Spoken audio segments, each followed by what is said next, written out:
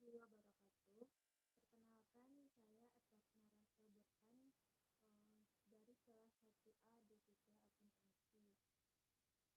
Baiklah, pada kesempatan kali ini saya akan mempresentasikan tentang proposal kewirausahaan yang wirausahanya tentang aneka roti goreng isi. Sebelumnya, saya mengucapkan terima kasih kepada Ibu Reni Endang sebagai dosen pengampu mata kuliah kewirausahaan yang telah memberikan tugas ini. Karena bisnis plan merupakan salah satu faktor bagi mahasiswa dalam memenuhi mata kuliah kewirausahaan, di mana dari rencana bisnis yang dibuat bisa menjadi jembatan bagi seorang mahasiswa untuk memulai suatu usaha.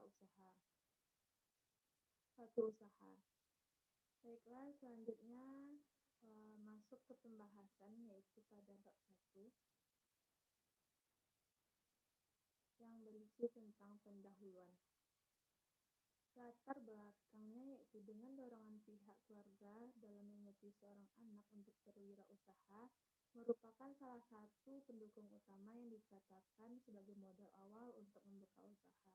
Terlebih jika melihat kondisi perekonomian Indonesia saat ini, di mana masih banyak kalangan yang tidak memiliki pekerjaan karena lapangan pekerjaan yang masih terbatas. Oleh sebab itu dibutuhkan bibit seorang wirausahawan yang bisa menciptakan lapangan pekerjaan untuk orang lain sehingga tingkat pengangguran di Indonesia berkurang. Selanjutnya, dalam pemasaran banyak sekali berbagai macam kuliner, maka saya memutuskan untuk membuat inovasi baru mengenai roti yang tidak hanya dapat dihidangkan dengan cara mengoleskan selai, mentega, coklat, ataupun yang lainnya, tetapi dengan digoreng dengan isi yang lebih beraneka macam, dan olahan roti ini terjamin kehigienisannya. Maka dari itu, saya membuat suatu olahan roti, yaitu aneka roti goreng isi. Selanjutnya, visi, misi, dan tujuan usaha. Visi dalam usaha ini adalah menciptakan produk makanan yang sederhana dan berkualitas, serta banyak diminati dan disukai oleh masyarakat dengan mengedepankan tampilan yang unik dan menarik. Selanjutnya, misinya yaitu yang pertama, melakukan inovasi agar selalu menarik minat dari masyarakat. Yang kedua, menjaga kualitas produk agar menjadi produk yang berkualitas. Yang ketiga, selalu membuat kesan yang baik kepada setiap pelanggan. Yang keempat, menyediakan layanan bagi konsumen yang ingin memberikan saran. Yang kelima, mengutamakan kebersihan dan kesehatan dalam produk roti goreng. Dan yang terakhir yaitu mengutamakan unsur 5S, yaitu senyum, salam, sapa, sopan, dan santun. Adapun tujuan usahanya yaitu berinovasi pada varian, rasa, dan isiannya, serta mengutamakan tingkat kepuasan konsumen pada produk makanan. Selanjutnya yaitu tujuan dan manfaat penyusunan bisnis plan.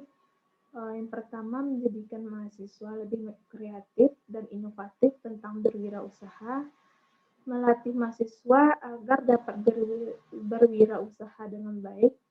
Selanjutnya, untuk memenuhi tugas mata kuliah kewirausahaan.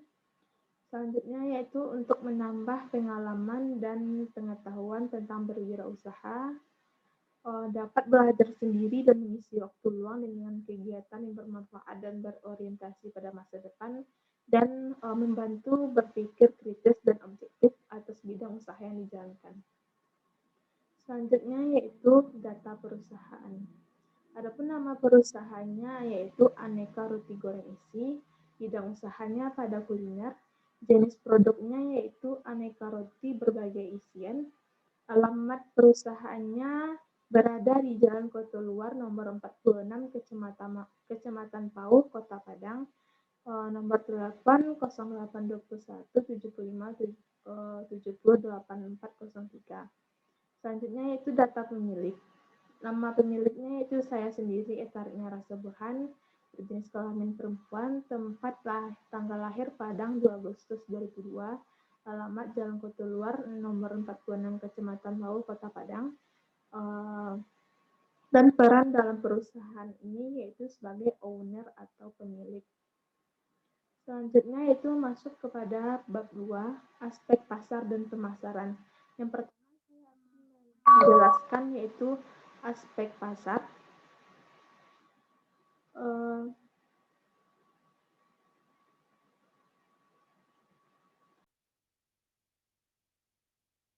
Yang pertama yaitu aspek pasar. Aspek pasar ini juga terbagi dari beberapa bagian, yaitu yang pertama gambaran umum pasar dan sasaran. Usaha penjualan roti goreng isi ini merupakan usaha yang dijalankan dari awal dengan membuka satu outlet yang berlokasi di rumah pemilik. Dan apabila usaha ini berhasil dan sukses dan dapat mencapai tujuan yang diharapkan, maka pemilik akan memperluas usaha ini dengan membuka cabang-cabang di berbagai wilayah. Selanjutnya yang kedua, jenis produk yang dipasarkan. Jenis produk yang dipasarkan sendiri adalah aneka roti goreng isi. Selanjutnya yaitu ada target pasar. Produk roti goreng ini bisa dinikmati oleh berbagai kalangan, mulai dari anak sekolah, mahasiswa, pegawai kantoran, sampai dengan lansia sekalipun dapat menikmati produk ini karena menggunakan bahan yang berkualitas dan tidak mengandung pengawet atau segala macam zat yang berbahaya bagi tubuh. Yang keempat itu ada pesaing. Dalam membuka usaha tentu saja ada mempunyai banyak pesaing, mulai dari toko-toko roti yang besar hingga produk rumahan. Tetapi pesaing bukanlah menjadi hambatan dalam memulai sebuah usaha. Dengan adanya pesaing, maka kita tentu akan lebih inovatif dan kreatif dalam hal menghasilkan produk, sehingga produk yang dihasilkan pun menarik dan mempunyai ciri khas tersendiri serta tidak kalah saing dengan toko-toko roti yang sudah lama memulai usahanya. Selanjutnya, aspek pemasaran. Yang pertama yaitu ada promosi. Promosi yang saya lakukan adalah dengan menggunakan sosial media seperti membuat brosur dan menyebarkannya melalui platform Instagram, Facebook, dan lain-lain. Dan pada pembukaan toko, saya akan memberikan diskon atau potongan harga kepada konsumen agar konsumen tertarik untuk mencoba produk dan dapat berkunjung kembali. Selanjutnya itu pengembangan pasar. Setelah berhasil pada usaha ini, saya akan berencana untuk membuka cabang baik itu dalam kota maupun di luar kota. Selanjutnya pengembangan produk untuk kedepannya lebih dapat menambah beberapa varian isi yang awalnya hanya beberapa jenis saja. Selanjutnya, langkah-langkah promosi. Pada permulaan, saya akan mencoba memberikan potongan harga pada konsumen dan terus mempertahankan cita rasa yang saya punya tanpa mengubahnya ke arah yang buruk. Selanjutnya, kita masuk kepada analisis SWOT. Analisis SWOT yang pertama adalah S, strength, kekuatan. Kekuatannya seperti yang dapat dilihat di SWOT ini, bahan baku, penggunaan, dan cara pembuatan roti goreng isi ini sudah dicari, harga jual yang lebih relatif murah, kualitas rasa dan tekstur yang khas, tempat penjualan dan konsumen telah tersedia, dan memanfaatkan bisnis untuk mempromosikan produk melalui sosial media dan kualitas produk dijamin. Selanjutnya kelemahan atau weakness. Adapun kelemahannya yaitu kualitas dari rasa makanan roti goreng bersifat goreng ini, sehingga banyak orang yang ingin mengkonsumsinya harus berpikir karena takut kolesterol, padahal kualitas dari rasa roti goreng ini sangat menentukan pada produk makanan. Selanjutnya, anggaran iklan dan promosi aneka roti goreng isi hanya 10% dari hasil penjualan, sementara beberapa pesaing utamanya mengeluarkan 2 kali lipatnya. Selanjutnya, saya akan membahas peluang atau opportunity. Produk roti goreng isi membuat roti menjadi lebih lezat dan mempunyai berbagai varian isinya. Inovasi isian ini juga dimaksudkan untuk membidik atau menarik semua segmen pasar sehingga produk roti goreng isi menjadi suatu selera di masyarakat sebagai peluang untuk mendapatkan lebih banyak profit. Yang terakhir yaitu ancaman atau threats. Semakin banyak konsumen maka semakin banyak konsumen membeli aneka makanan cepat saji di toko lain dengan lebih banyak aneka produk dan rasanya. Selanjutnya, semakin banyak konsumen kelas atau lebih memilih makanan yang walaupun murah tetapi yang lebih elegan, nikmat, dan lebih higienis. Dan sebagian pesaing telah membuat inovasi-inovasi baru akan berbagai macam produk makanan dengan meniru gaya makanan di luar negeri.